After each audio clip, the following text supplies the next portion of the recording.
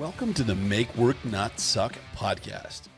All right, Ryan, what if I told you that 70% of the reason why you either love or hate your job has nothing to do with your pay, the benefits, the perks, or even the job you do? It has to do with something else. I think a good conversation for us to have today is why perks can't fix your miserable job. Which is funny you say that. You said 70%, right? Has nothing to do with all that. Yep. Yet we've done episodes where we've had comments where people are just like, give us the money, give us the benefits. Of course. Of course. So I think we also need to dive into why do people think they want the perks and the benefits and more money, but not actually the problem. So why is it the 70%?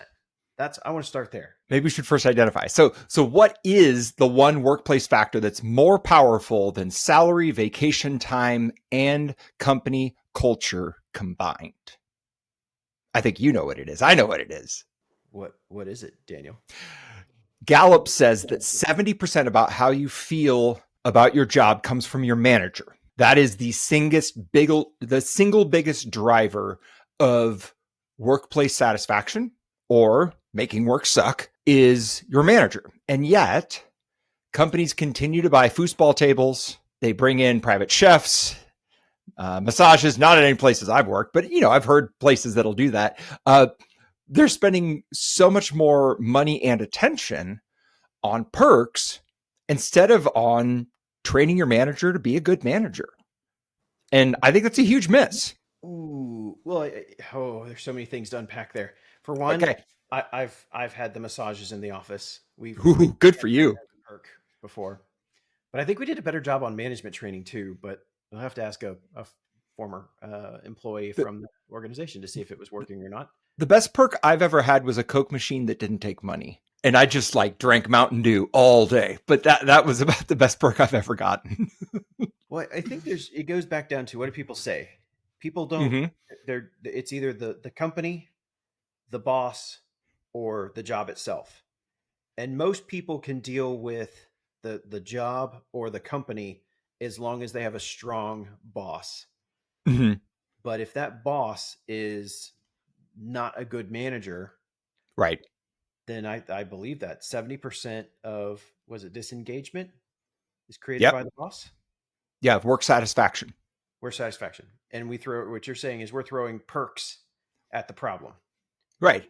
So what you're saying is throwing results won't fix a journey problem. Oh, I like how you just worked the method right into that.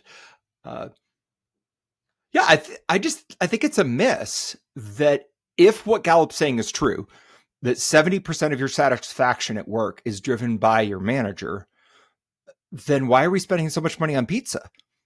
We should be doubling down on making sure that our managers are actually good managers before we start trying to fix burnout or change the vacation policy. Well, I think it goes back to the good old Henry Ford question. If I asked people what they wanted, they'd say a faster horse, right? Right.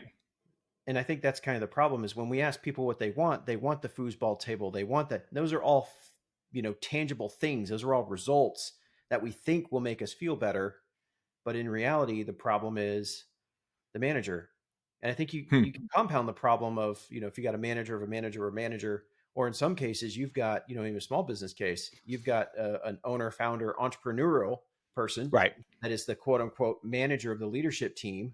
That is not a good manager at a leadership team.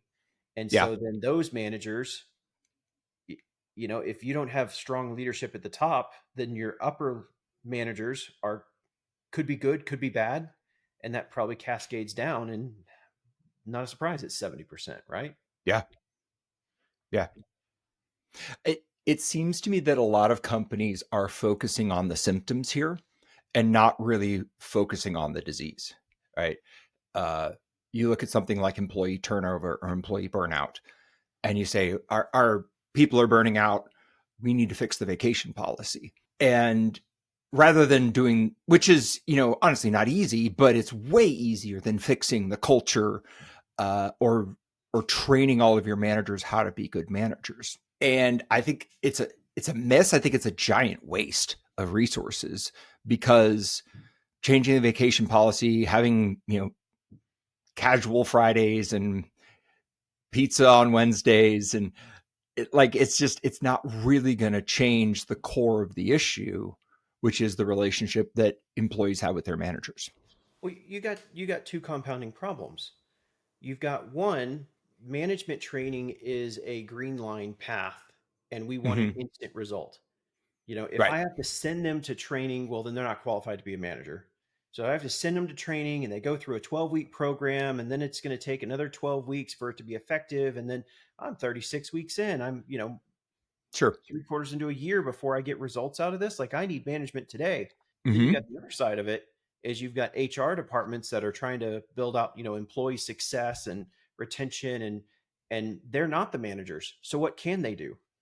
Right. Let's have unlimited PTO because, PTO policies, people need to take more vacation. So let's put this policy in so that they can, people can take more time off, but they're not in control of the people.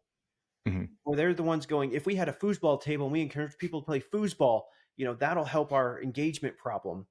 So you've Right. got HR departments that are not aligned to the problem, that they're trying to solve it in a silo. And Mm-hmm. you've got, executives and founders, et cetera, that want, they don't want to invest in the management training because that's too much time and energy. The other problem with the management training is it's really hard to know if it's working. Like, how do you measure a good manager? Like, how do you know if somebody is good at that job or not? And how would you make them better? Uh, Maybe a little off topic, but I think it's relevant. well, I think that goes back to what I just said. It's a green line effort. Like, if you don't take the time to benchmark it, take the time to connect with the people, like a perfect example. If we roll out Oracore at an organization and we can Mm-hmm. measure the vibe of the culture, and Right. we can see if we're trending in an upward or downward direction, but that's taking the time and energy to roll out a tool Yeah, to measure for that. If you're not willing to do that, and it's over time, it is. one variable in a snapshot in time does not give you a trend. So if you're not I've willing to do it, you'll never get yeah, there. I have been in part of a lot of organizations that do 360s, and in as their attempt to evaluate whether or not managers are good managers. But I think that 360s just become popularity contests. So you end up finding who's the most popular manager, but that doesn't mean that they're actually good at their job. It just means that people like them. And so it is a challenge, I think, for organizations in their defense, right? It's easier to say foosball table purchased. You can see it in the break room, $1,000, than it is to say, look, I'm going to spend 20, 50, $100,000 on some of these management training programs, and I have no idea if it's working. Oh, well, you don't even have to spend that much. There are resources out there, books and groups and Slack groups and stuff like that. You can find decent management training. Now, don't get me wrong, like $100 course is not going to be the same value as a $10,000, coaching session. But Right. there are plenty of resources available to jumpstart anything, even if it's just everybody getting a book and discussing it. You called it out. It's a lot easier. I can go to Costco or I can go to Amazon and I could say buy foosball table, and someone will Mm-hmm. deliver it and build it and install it, and all I had to do is click a few buttons. Yeah. Yeah, but it's a red line solution. Right. All right. So, what's the most surprising thing to you about employee engagement? Give me a little context. In what context? The most common mistake you see. One, false sense. I think there's a level of, I think sometimes we get too attached to the individual as a person, and we have a Mm-hmm. false sense of employee engagement because we have a friendly relationship with the individual. Hmm. And so then there's one of those, we can hang out after work, but then that doesn't equate to performance in the business. Right. And then we try to augment that with things like, again, the foosball table, or beer in the office and stuff Mm-hmm. like that. I think it's one of those, like, we're not really getting to the heart of what we're trying to do, and it's just people are people, Mm-hmm. and we want to redline things for mistakes or redline things for speed. Yeah. And so I think anytime you're trying to shortcut employee engagement to get a quick win, this isn't a discount code where you just drop in the employee success discount code and you save 20% and all of a sudden you've got this magical thing. Like, this is hard. It's Yeah. EQ driven. It's people. Like, if we were plugged into the matrix, yes, there would probably be a program we can load that we'd all be on the same page, but there's not. Yeah, I would say maybe related to that, the thing that I find maybe most surprising, but most common is I think management is undervalued. I think most people don't understand what good management really is and why it's valuable. And so I've seen organizations, make the classic mistake of promoting the best sales guy into the sales manager role, or promoting the best engineer into the engineering manager role. It's like, but he's an awful manager. He's a great engineer. He's an awful manager. You're going to make your whole team miserable by having them report to that guy. It would be better to have them report to somebody who knows nothing about engineering, but is at least a good manager. Like, that would be better for your team, but that is not the way most organizations think. I think they systemically undervalue management. Oh, agree. Oh, in that same scenario, that guy's a top performing salesperson. What do they want to do? We want more commission. Let's get a new comp plan for everybody that gives everybody a little more piece of the pie. Everybody's going to love it. More revenue or more commissions for everybody. Right. Horrible manager.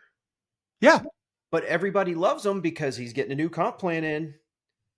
Right. It has nothing to do with professional growth, to your point.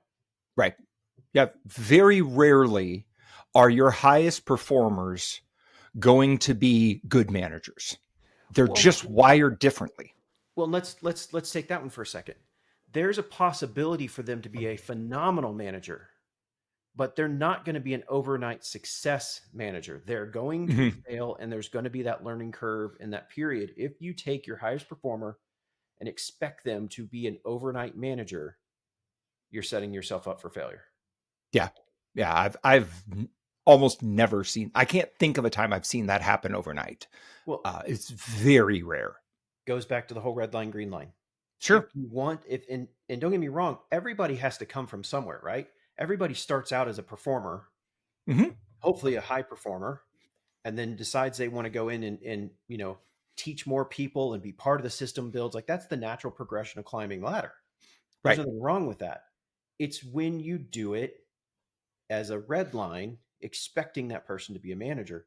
And I think it's interesting because that goes back to the IBM model, right? At one point in time, they realized, the only way to go up the ladder was for management. And then they went, well, there's skilled individuals and there's people, managers, and they had the dual track. That's been around for decades. Yeah. But we still get this wrong in everyday business. Yeah. Yeah. That's a very common mistake. Why do you think that is? Why do you think we still get it wrong, even though we know it's wrong?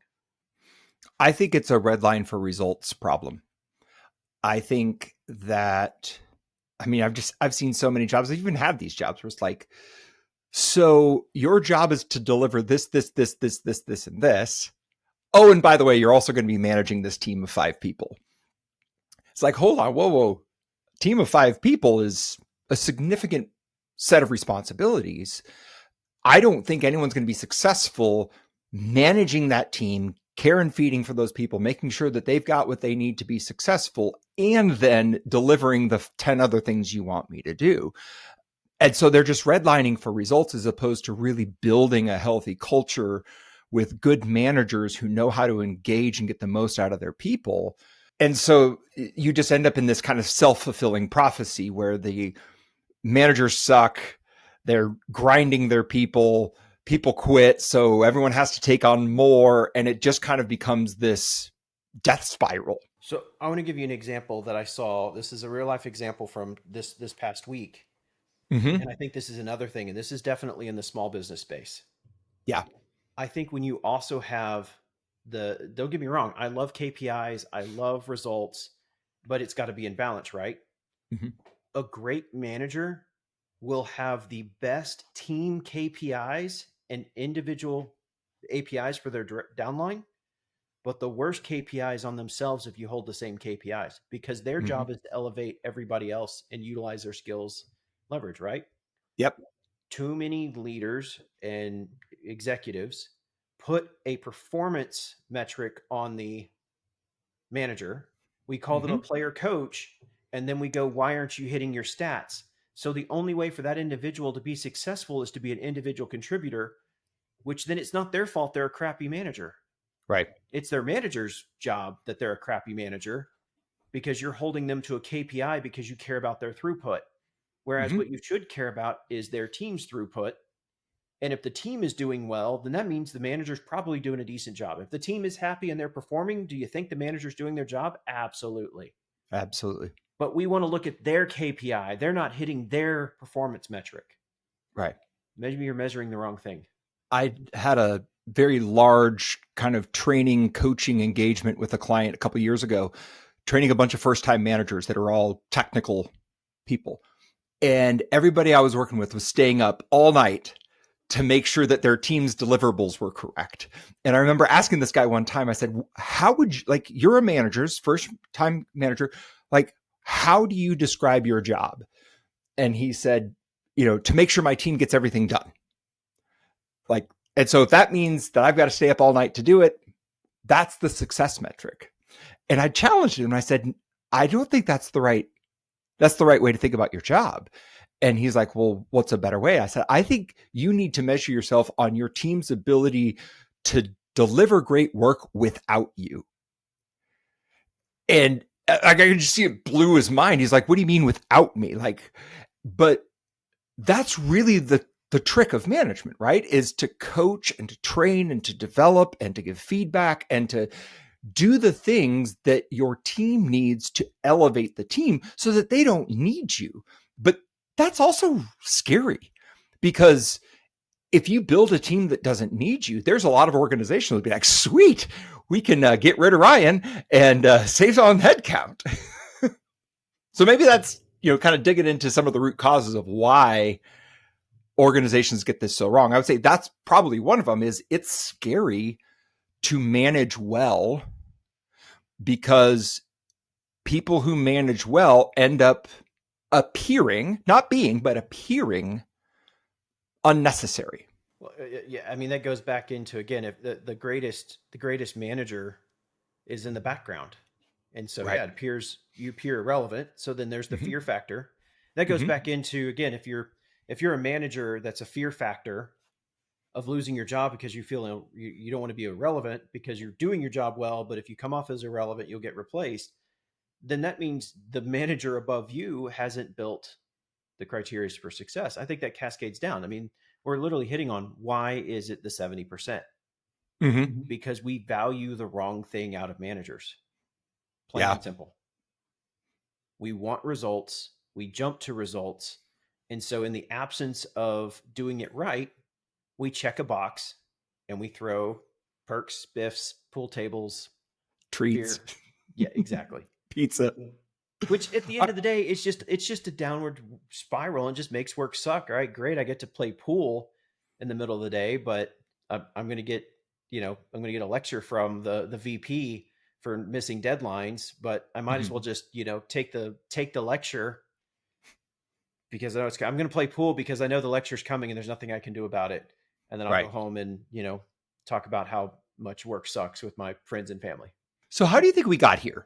How do we get from, train, coach, develop, elevate your people to throw pizza at them and hope they don't quit? Well, I have one theory. Okay. Greed is one. Yeah, Greed for money. probably. And this is more stock exchange based or public companies. What do we do every 90 days? Every We're checking quarter. the stock price. Every annual evaluation, we're checking the stock price. And what can we do? We just look at what's going to squeeze the profits. And so we squeeze the people. We throw a foosball table and pizza party in the mix and squeeze the profits. And look good on Wall Street. And when 18 months after that CEO can't throw more pizza and pool tables, they get fired, and the next guy comes in and does it with cornhole and beer. Right. Yeah, I think the short-term focus on results is a big driver. That correlates probably with greed. I think there's also just a lot of selfishness, right? It's, the CEO is maximizing his payout, which is tied to the stock price, but it's not really tied to building a great business or taking great care of your customers and your employees. It's just about getting the next promotion or the next wave of stock options. Well, when you're getting ready to make an exit, what's the easiest way to increase EBITDA? Increase free cash flow. Increase pricing, decrease expense.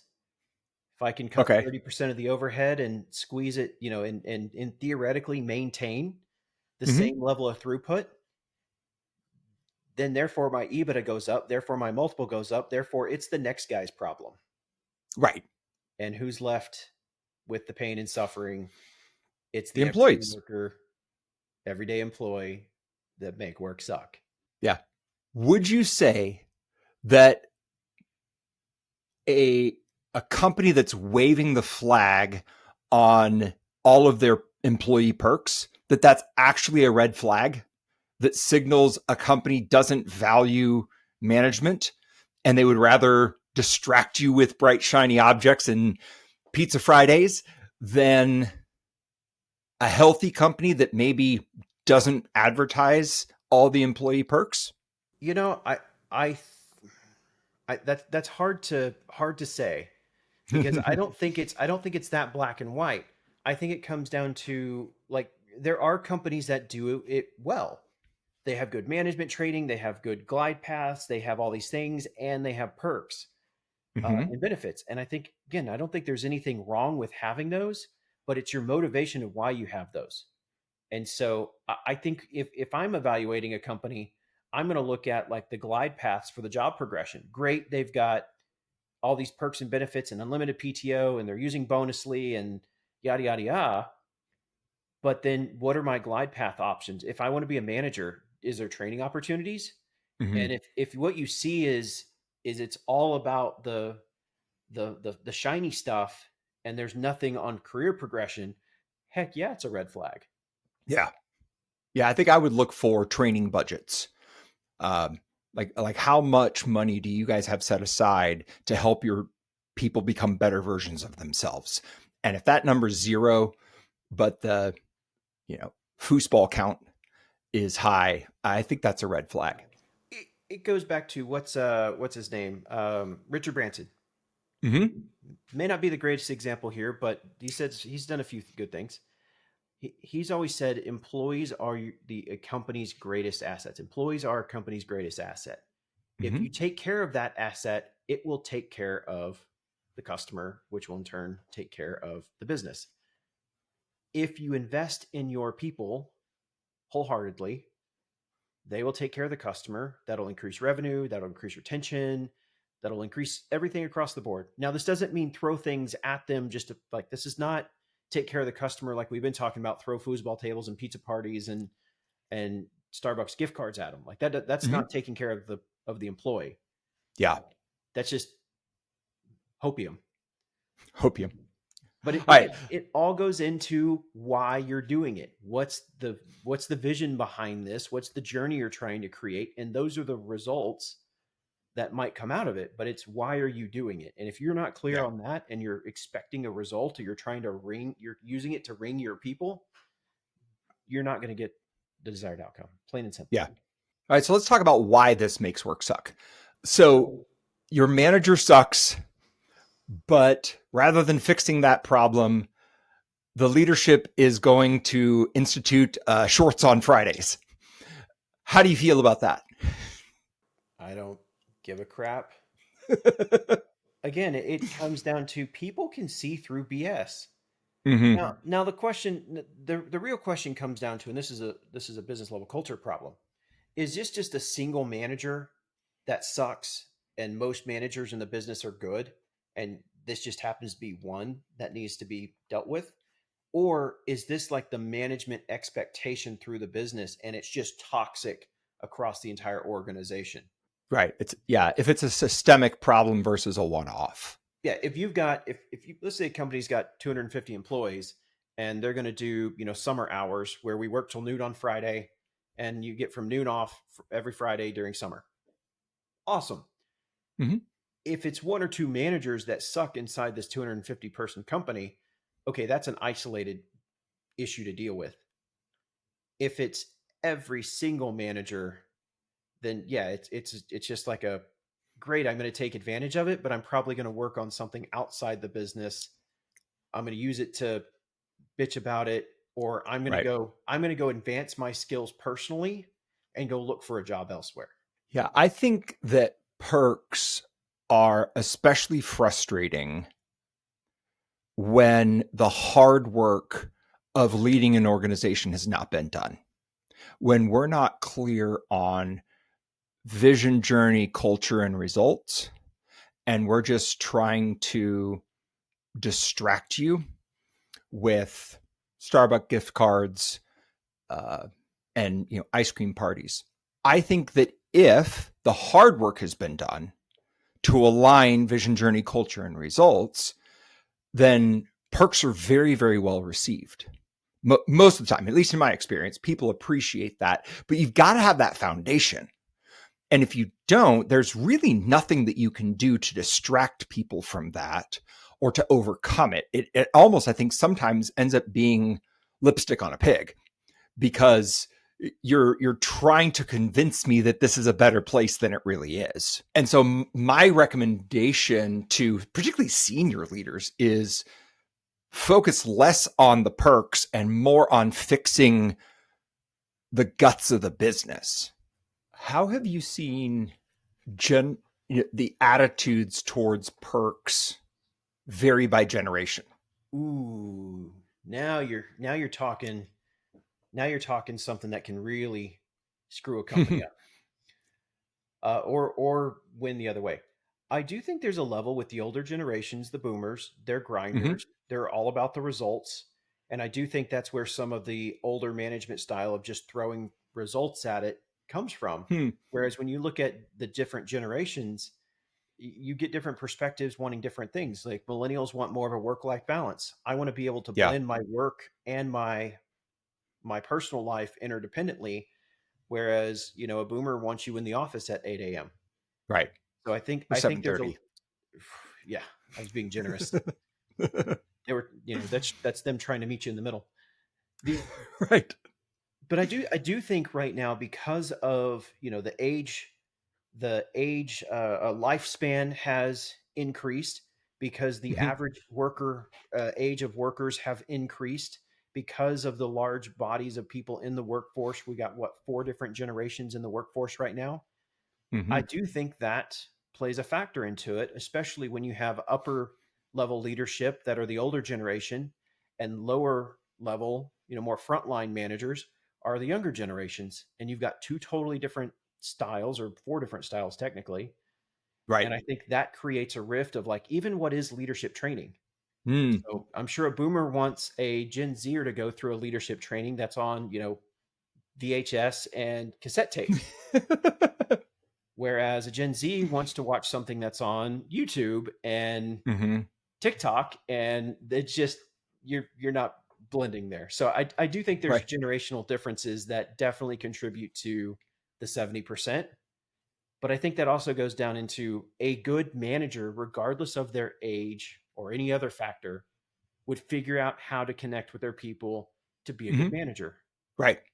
Yeah, that is the job of the manager, is to understand your people and understand how to communicate and how to incentivize and how to train and elevate them in a way that works for them. Whether that's a generational difference, whether that's a cultural difference, whatever that is, finding a way to meet them where they are, that's the skill of management that I think so many organizations just dismiss. They just don't think it's a thing, and then it kicks them in the ass, and then they don't understand why. So I'm going to say something that's probably very controversial. Bring it on. There are a lot of Gen Zs, especially younger Gen Zs, that are willing to quit their jobs and walk away. Hmm. But how much of that is stemmed from the fact, well, let me set this back up better. 20, 30 years ago, when you were 18, you were on your own, you didn't get come back into the house, right? Like parents weren't funding your Yep. living, that you weren't on their insurance, they weren't paying for your cell phone. Like you turned 18, you were on your own, self-sufficient day one. Now the average age is like 26 or 28 when Yeah. people are moving out from their parents, which means their entire 20s are kind of a lot easier, I'm going to say.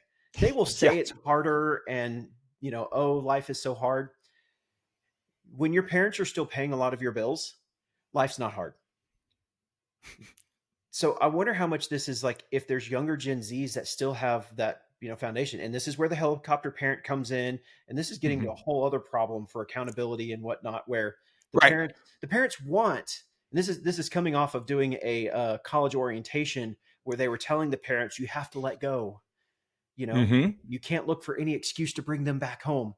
So I think there's a dynamic where there are families out there that would love to have their young 20-year-olds still living at home and help provide for them. They're the nurturing side. Hmm. Well, how much is that fueling Gen Z's like, well, fine, I'll just quit my job. And they will Yeah. because they've got a safety net.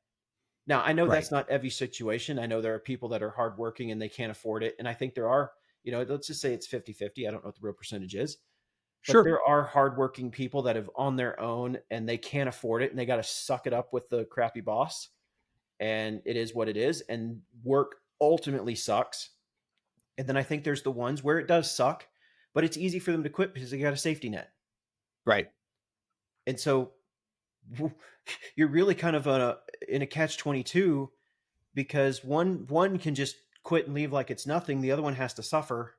Yeah. And some of that's age and stage, right? Like Right. I'm sure Gen Xers would have given the middle finger to their boss and walked out when they didn't have a mortgage and kids. But at some point you get to a stage where you can't afford to walk away. Yeah, so I do think there's probably some dynamics there of social safety nets for younger, early career professionals is, probably making them more likely to entertain that. Uh, let's go back through. Let's go back to the top. We talked about boomers, grinders, probably valuing results as a perk because they maybe are more results oriented as a generation. What about next? What about Gen X? Gen X's are just cynical, right? Cynical about everything. Well, you're the Gen X is the rebellious group, right? Like they were middle Right. finger to the world. Yeah. I So would say Gen X is probably just disillusioned. They're probably just they know what this is, right? The corporate BS is what it is. And sure, if you want me to wear shorts on Fridays or we're going to have an ice cream party or leave at noon, like sure man, whatever. I'm just here to do a job and keep my paycheck because I've got a family to support. I'm going to show up. I'm going to do what's required of me, and I'm going to walk out the Right. door.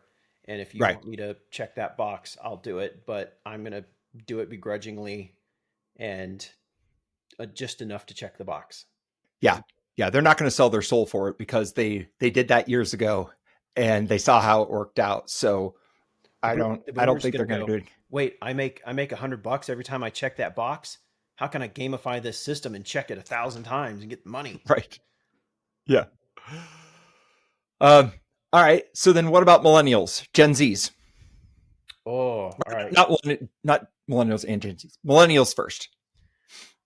I mean, I think millennials are the ones kind of in the middle. Like we're a little bit of like here's the middle finger. We're a little bit of like grind, but Mm-hmm.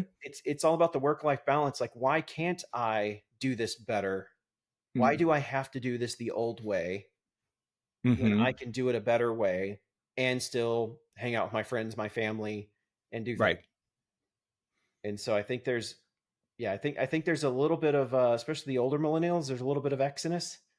The younger millennials are a little more there's a Sure. little more Z and a little more Zen, but All right. So here's a question. What perks do you think play best if you've done the hard work, right? Like if you've laid the foundation, you've aligned vision, journey, culture, results, and you really want to give meaningful perks to your people, what would you give to a boomer, Gen X, millennial, and a Gen Z?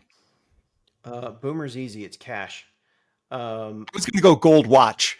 Gold watch cat. Well, that might be the generation before it where they wanted the gold Oh watch. yeah. That's probably a little older. Okay, I mean, boomers are cash. you can give them the gold watch. They're going to go sell it for cash. All right. Gen X. Oh, I'm a little. Is that more like work separation? Like I can disconnect from work.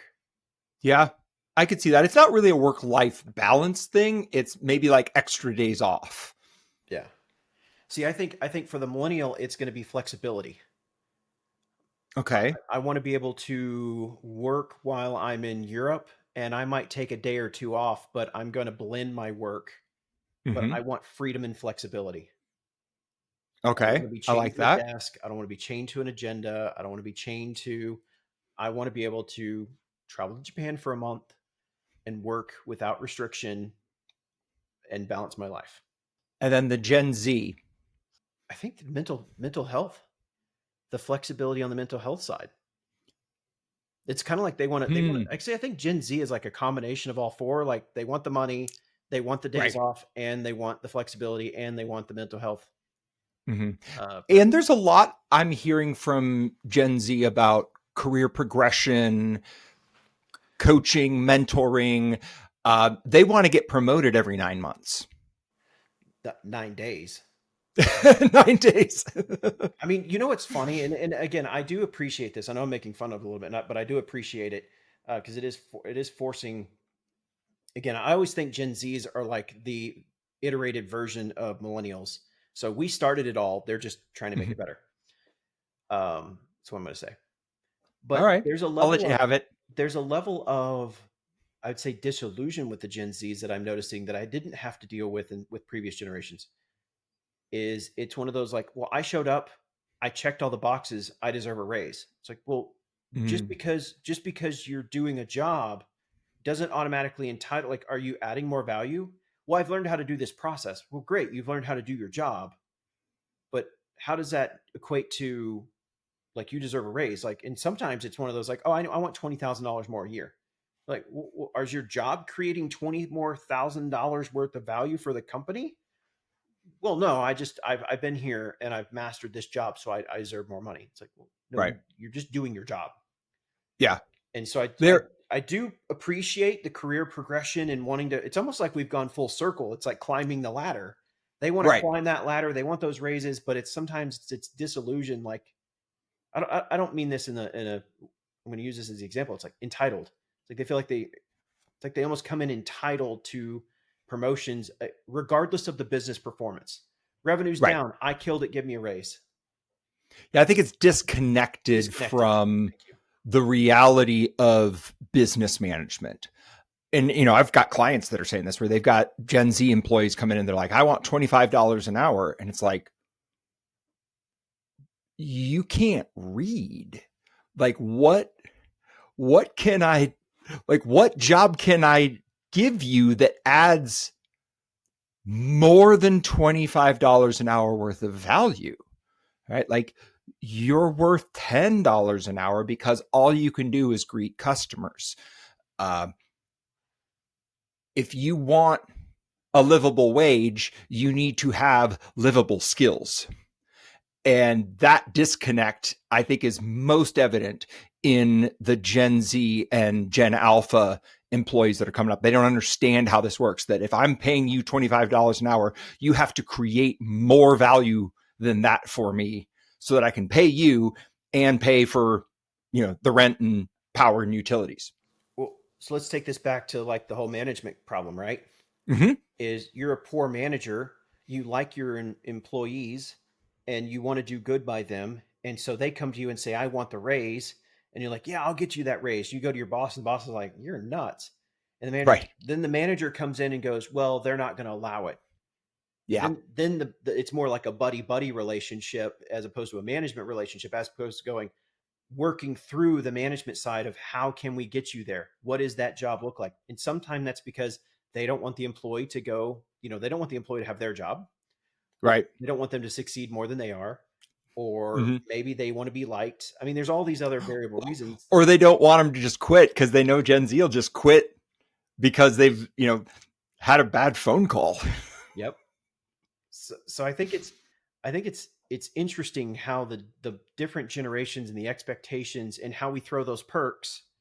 The new one today is mental health days, Hmm. mental health perks, which do Hmm. appeal to Gen Z. I think appeal to everybody, to be honest. But Sure. a boomer's gonna be like, I didn't have a mental health day in my career in the past 40 years. Like, why do I need a mental health day now? Like, I just take a day off. Right. As I my just drink it away. yeah, as my stepdad would do, is like, I just take a day and go fishing. Like, that's Right. why do you need a dedicated health? Anyways, but Hmm. I think if you actually looked at all four generations and you looked at what each one really wants, they're much more aligned than most people think. I think on the Hmm. surface of it, the results of it seem very distant. But if you actually look at all those components, everybody wants a little bit of all of that.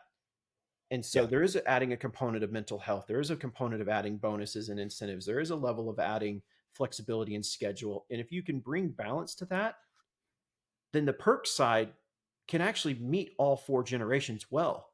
It's the management, like we started talking about. If they don't know how to effectively manage, then those perks are just checking the box. Yeah. We've crapped a lot on Gen Zs. I will say this. We've said none of these perks really matter if you haven't done the hard work to align the vision, journey, culture, and results. I would say that is most true for Gen Zs. My sense is that boomers kind of don't care about the purpose. It's like, look, if you're making money, I want a cut of it, and I will show up and do whatever you ask as long as you're giving me a paycheck. Gen Zs are not like that. Gen Zs want to know that their job is making a difference, that they are making the world a better place. And throwing pizza parties at them will not keep them engaged if you haven't done the hard work to align the vision, journey, culture, and results. And that's true for most generations, but it is most true for Gen Zs. So if you're looking to hire people in their 20s, and I guess Gen Z is now starting to move into their 30s, if you need to capture that next generation, hire them, keep them, and motivate them, the foundation is becoming more important, not less. I would spend more time on how your business makes the world a better place, who it is that you're helping, the good that you're doing in the world. That is going to be, you're going to get better leverage out of that and better ROI than Starbucks gift cards. Improvement strategies. What can we do to actually make employee satisfaction better through better management? What would it look like if organizations spent the perks budget on actually developing good managers? I think they would have less of a problem, Bob. Right. Ain't the obvious? Like, if you invested money in proper leadership development and training, it's the game of numbers. Mm-hmm. You're going to improve. You're going to, anytime you better yourself. What's the good old phrase? If you're not learning, you're dying. Mm-hmm. So if you want your company to grow, invest in learning and development. It's going to work. Now you might have some uphill battles. Mm-hmm. You might have to let some good man you or good I say you might have to let some managers go. You might have to reshuffle the deck, but you're always going to improve by investing in the people. Yeah, I think management is an underappreciated skill, and it is going to become more and more important as I think as AI becomes more and more prevalent in the workplace. That EQ skill of managers is going to start to become more and more important. So I think it's a smart investment in the long term to make sure your managers are good at their jobs. I think especially when you introduce more and more AI into the workplace, Mm-hmm. management of people is going to become even more more prevalent because you don't need to manage the throughput, especially when you have AI as a coding companion or a task Mhm. companion or whatever. It's going to be more the human relationship side. And so if we suck at it now, then we're going to get worse as AI gets more and more in the mix. Yeah. And the question of motivation, right? Like it's so much easier now to do things as AI capabilities continue to advance. It I think the training over time becomes less important because AI can do it for you. It's more about those softer skills, that motivation, that engagement. How do we keep people caring about what's going on and wanting to improve? Like that's going to be harder, but more valuable over the next 10 years. Well, and you can use, ChatGPT or Gemini or Claude or any one of those to prompt it for management training and get your own Mm-hmm. training or own inputs. But it's applying that with people that's going to be Mm-hmm. a hard skill. Again, it's Yeah. theory, it's the book smart versus street smart. Anybody Yeah. can get the theories from ChatGPT, but it's having the street smarts of how to actually apply it and be effective. That's going to be the key part. Absolutely. All right. So here's my prediction. In 5 years, manager quality scores will be as important as salary ranges and job postings because companies will have to publicly report how good their managers are. What do you think? Buying it or not? Oh, that sounds great in theory, but that's like trusting Glassdoor reviews for hiring people. Yeah, Glassdoor is a biased sample, though. It's usually just the people that are pissed that post on it. Well, Uh, it's the people that got the $25 Starbucks gift card to give a 5-star review. They give a 1-star review when they quit. yeah, like the company that keeps begging people to fill out the best places to work survey. Like if you have to keep begging us and paying us to fill out the survey, are you really one of the best places to work? Like shouldn't the people want to do this? Like I get reminding of them every now and then, but like if you're bribing them, are you really one of the best places to work? Well, and what I love about those is pay $2,500 and you can get on the best place to work list. We ask your Mm-hmm. people a few questions and da, da, da. Oh, by the way, everybody makes it on the list. Mm-hmm. I mean, Mm-hmm. some of those are legit. Some of those are just Sure, some of them are. that's a company's way of making money. Mm-hmm. Back to your question. Again, I think that if it done well can be valuable. I think at the end of the day, what it comes down to is any way we can educate candidates with the right questions to ask when they're Mm-hmm. interviewing about the management style and et cetera. I think that's going to be more impact is empowering the everyday employee with the right interview questions so that they can be effective. Yeah. Last question. How can companies measure the effectiveness of their managers? How do you know who your good managers are and who are driving off your good employees? It's easy. Measure the employees. Hmm. Measure the satisfaction of the people from take a bottom up approach. The aggregate score of your people using a legit tool, not a made up, survey on a survey monkey, but a legit employee engagement that takes a bottom up strategy will tell you if your managers are effective or not because Mm-hmm. the scores of the people will reflect good management or poor management. But it can't just be a popularity contest, right? It can't be my boss is my buddy because that's where a lot of them make mistakes is I like my boss. That's good, but that doesn't mean they're good at their job, right? I think you've got to actually be able to measure. Um, That's why I said the right tool and not just made up questions on a survey monkey. right, right. It is the questions and the measurement do matter. And you're not asking what you really need to ask are more employee health and employee Mm-hmm. engagement questions that are about how they are engaged with the organization and good employees that are well engaged. You will see the manager that shines. The employees that and again you might have a manager that has 10 direct reports and they Mm-hmm. might have one that sticks out like a sore thumb and everybody else is happy. Okay, that's one individual problem. But when you see the aggregate of all the employees under one manager with low scores, Right. you've got a management problem. Right. All right. Final thought. Final question. If 70% of employee engagement comes from management, what does that say about our entire approach to building healthy, effective, successful organizations? Love to hear your thoughts. Drop them in the comment section. And thanks for joining us. Make work not suck. Our podcast that talks about exactly that. Our process, vision, journey, culture, and results. We present real-world business solutions that make the difference. Our goal is to make work not suck. Hosted by Ryan Hodges, co-host Daniel Steer. Join us each episode and make work not suck.